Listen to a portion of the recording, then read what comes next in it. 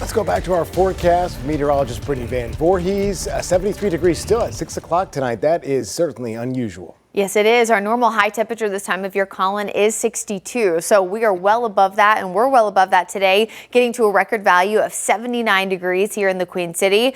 So that did break our previous record of 78 set back in 1942. And we know that, of course, the record values, especially this time of year, can certainly ebb and flow. But we got to 79 officially now twice in the same week and could do it a third time this upcoming weekend. Now, again, as you mentioned, temperatures are currently still 60s and 70s for a lot of folks locally, but notice the difference between Charlotte and Albemarle there. Pretty notable difference. And part of that is because of the urban heat island effect and the fact that when you have more clouds around, we're going to allow for that radiation to get nice and trapped. Similar to how you are at night, right? You're nice and cozy in your bed. The comforter, the blanket is trapping that heat near your body. It's the same thing. When long wave radiation at night tries to be released back into the atmosphere and the clouds are there, they kind of keep it stuck right closer to the ground, which is what we're going to experience tonight with clouds moving in ahead of our next storm system. Most spots tonight only falling into the 50s. And so for perspective, through this time of year, that's closer to your average high temperature compared to your average low temperature, since the average high and low are about 10 degrees apart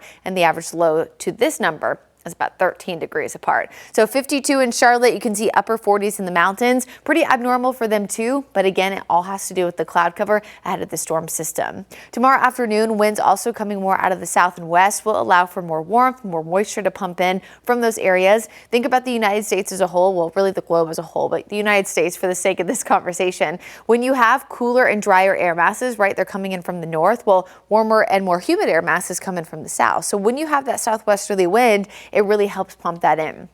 Now tomorrow again, 72 is a far cry from the record of 79. And the same thing Friday, even though we're a little bit warmer. But I do think that Saturday, which is really the last day before our cold front moves in, could be another day where we get close to that record. And likely this would be the most confident I would be that we would match it or break it. So I would say likely at this point next week, we'll be looking at 2 within the last week. Today, and again on Saturday.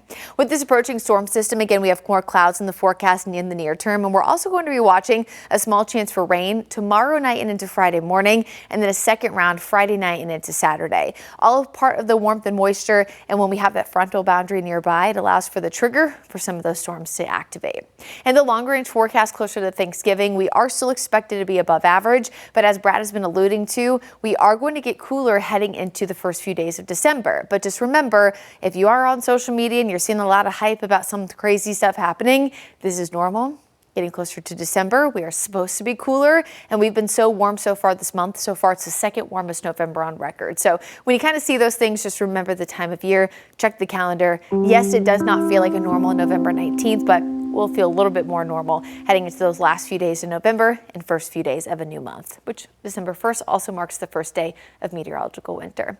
Here's your Jerry Hunt Supercenter 7-day forecast. So yes, a few ebbs and flows here into the next few days. Small cool down Sunday, Monday, but look at the extended forecast. As we look at the 10-day Thanksgiving, pretty much exactly where we should be, nice and comfortable in the morning, 60 in the afternoon, but a notable cool down for those last few days of November.